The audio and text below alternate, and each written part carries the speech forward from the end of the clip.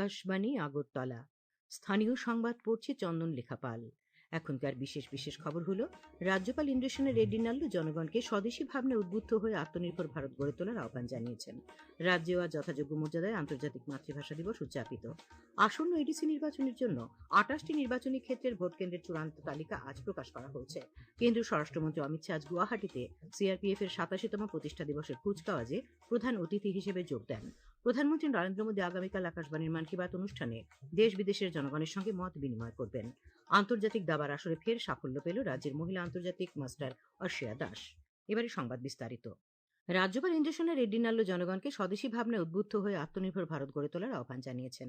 আজ আগরতলার মুক্তধারা অডিটোরিয়ামে স্বদেশী জাগরণ মঞ্চ মহানগর আয়োজিত উদ্যমী সম্ভাবনা ও প্রোৎসাহন সম্মেলনের উদ্বোধন করে তিনি কথা বলেন।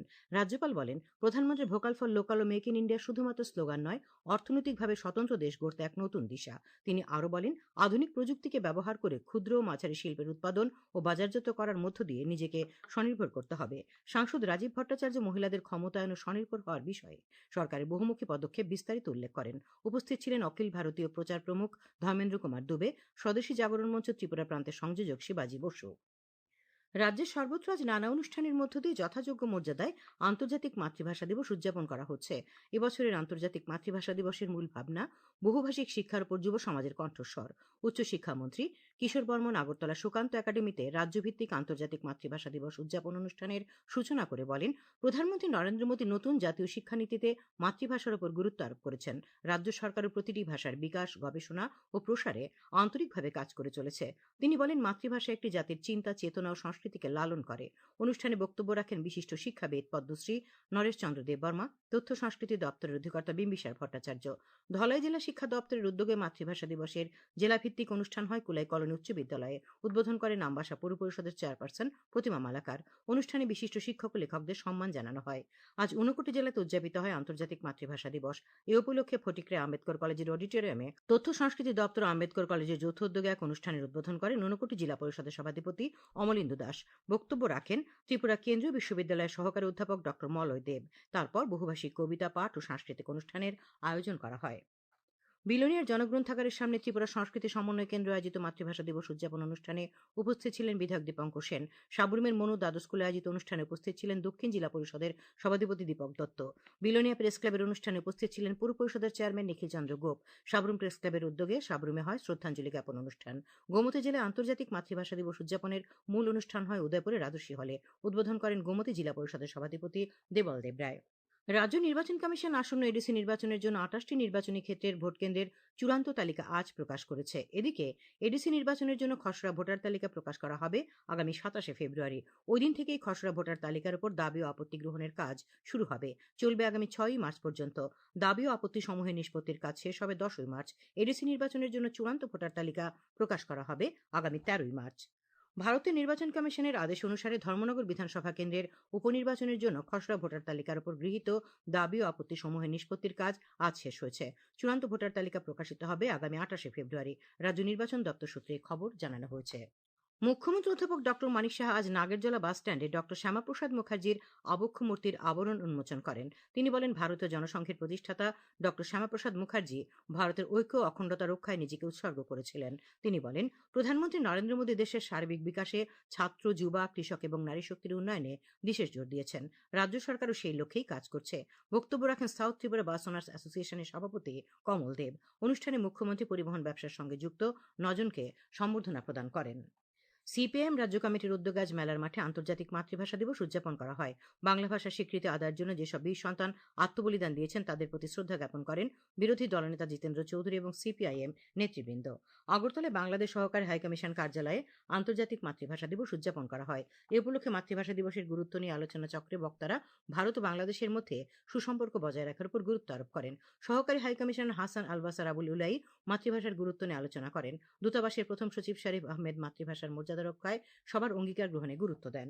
খবর প্রচারিত হচ্ছে আকাশবাণীর আগরতলা কেন্দ্র থেকে। কেন্দ্রীয় স্বরাষ্ট্রমন্ত্রী অমিত শাহ গুয়াহাটিতে সিআরপিএফ এর 87তম প্রতিষ্ঠা দিবসের কুচকাওয়াজে আজ প্রধান অতিথি হিসেবে যোগ দেন। অনুষ্ঠানে স্বরাষ্ট্রমন্ত্রী সিআরপিএফ এর গুরুত্বপূর্ণ ভূমিকার কথা তুলে ধরেন। इस 86 साल में सीआरपीएफ ने इस देश की आंतरिक सुरक्षा का मजबूत स्तंभ अपनी कर्तव्य परायणता के कारण बनकर परफॉर्म भी किया है और परिणाम भी दिए हैं। और इस प्रक्रिया में 2270 जवान अपना सर्वोच्च बलिदान दे चुके हैं। मैं आज इस मंच से वो सभी जवानों को मन पूर्वक समग्र देश की जनता की ओर से उनके प्रति धन्यवाद भी व्यक्त करता हूं और उनको श्रद्धांजलि भी देता हूं।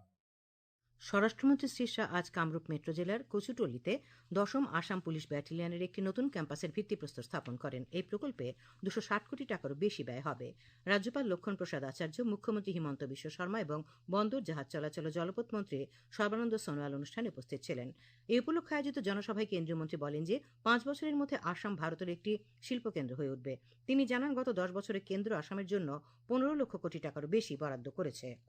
প্রধানমন্ত্রী নরেন্দ্র মোদী আগামীকাল সকাল ১১টায় আকাশবাণীর মন কি বাত অনুষ্ঠানে দেশ বিদেশের জনগণের সঙ্গে মত বিনিময় করবেন।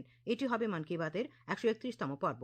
অনুষ্ঠানটি আকাশবাণী ও দূরদর্শনের সমস্ত নেটওয়ার্ক, আকাশবাণীর সংবাদ ওয়েবসাইট www.newsonair.com এবং নিউজ অন এয়ার মোবাইল অ্যাপে শোনা যাবে। অনুষ্ঠানটি আকাশবাণী, ডিডি নিউজ, প্রধানমন্ত্রীর দপ্তর তথা তথ্য ও সম্প্রচার মন্ত্রকের ইউটিউব চ্যানেলে শোনা যাবে। অনুষ্ঠানের অব্যবহিত পরেই তার আঞ্চলিক ভাষার অনুবাদ শোনা যাবে। আঞ্চলিক ভাষার অনুষ্ঠান রাত ৮টায় পুনঃপ্রচার করা হবে। সিপিআইএম এর প্রাক্তন বিধায়ক মাধব সাহা আজ বিকেলে আগরতলার একটি বেসরকারি হাসপাতালে শেষ নিঃশ্বাস ত্যাগ করেছেন। মৃত্যুকালে তাঁর বয়স হয়েছিল ৭৩ বছর। তাঁর মৃত্যুতে মুখ্যমন্ত্রী অধ্যাপক ড মানিক সাহা গভীর শোক প্রকাশ করেছেন এবং শোকসন্তপ্ত পরিবার পরিজনদের প্রতি সমবেদনা জানিয়েছেন। সিপিআইএম রাজ্য কমিটির পক্ষ থেকেও বিধায়ক মাধব সাহার মৃত্যুতে গভীর শোক প্রকাশ করা হয়েছে। ত্রিপুরা সড়ক পরিবহন নিগমের ভারপ্রাপ্ত চেয়ারম্যান সমর রায় আজ জানিয়েছেন, বাংলাদেশের বিএনপির নেতৃত্বে গণতান্ত্রিক সরকার প্রতিষ্ঠার পর আগরতলা থেকে ঢাকা হয়ে কলকাতা পর্যন্ত যাত্রীবাহী বাস সার্ভিস আগামী ২৮শে ফেব্রুয়ারি থেকে পুনরায় চালু হতে যাচ্ছে। এই লক্ষ্যে গতকাল থেকে পরীক্ষামূলকভাবে বাস চলাচল শুরু হয়েছে। আজ দুপুরে কয়েকজন যাত্রী নিয়ে আগরতলা থেকে একটি যাত্রীবাহী বাস ঢাকা হয়ে কলকাতার উদ্দেশ্যে রওনা হয়েছে। মুখ্যমন্ত্রী অধ্যাপক ড মানিক সাহা আগরতলা থেকে ঢাকা হয়ে কলকাতা পর্যন্ত যাত্রীবাহী বাস পুনরায় চালুর উদ্যোগে সন্তোষ প্রকাশ করেছেন। কৃষিমন্ত্রী রতনলাল নাথ আজ বিশালগড় নিউ মার্কেট এলাকায় বিশালগড় কৃষি বিপণন বাজারের উদ্বোধন করেন। ৩৯টি স্টল সম্বলিত এই দ্বিতল বাজার নির্মাণে ব্যয় হয়েছে ৩,১২,০০,০০০ টাকা। অনুষ্ঠানে বক্তব্য রাখেন বিধায়ক সুশান্ত দেব, সিপাহীজলা জেলা পরিষদের সভাধিপতি সুপ্রিয়া দাস দত্ত। খেলার খবর। আন্তর্জাতিক দাবার আসরে ফের সাফল্য পেল রাজ্যের মহিলা আন্তর্জাতিক মাস্টার অর্ষিয়া দাস। সার্বিয়ার ভোলাভোতে র্যাপিড দাবা প্রতিযোগিতায় অর্ষিয়া ৯ রাউন্ডে ৫.৫ পয়েন্ট পেয়ে সেরা মহিলা দাবাড়ুর সম্মান পায়। এর সঙ্গে এই আসর থেকে ১৭৫ রেটিং বাড়ায় সে।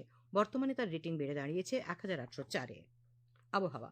আগামীকাল আকাশ আংশিক মেঘাচ্ছন্ন থাকবে। আজ দিনের সর্বোচ্চ তাপমাত্রা ছিল ৩১.৫ ডিগ্রি সেলসিয়াস এবং সর্বনিম্ন ১৭.১ ডিগ্রি সেলসিয়াস। আগামীকাল দিনের সর্বোচ্চ তাপমাত্রা ৩৩ ডিগ্রি সেলসিয়াস এবং সর্বনিম্ন ১৬ ডিগ্রি সেলসিয়াসের কাছাকাছি থাকতে পারে। শেষ করার আগে খবরের বিশেষ অংশগুলি আরেকবার। রাজ্যপাল ইন্দ্রসেনা রেড্ডি নাল্লু জনগণকে স্বদেশী ভাবনা উদ্বুদ্ধ হয়ে আত্মনির্ভর ভারত গড়ে তোলার আহ্বান জানিয়েছেন। রাজ্যেও আজ যথাযোগ্য মর্যাদায় আন্তর্জাতিক মাতৃভাষা দিবস উদযাপিত। আসন্ন এডিসি নির্বাচনের জন্য ২৮টি নির্বাচনী ক্ষেত্রের ভোট কেন্দ্রের চূড়ান্ত তালিকা আজ প্রকাশ করা হয়েছে।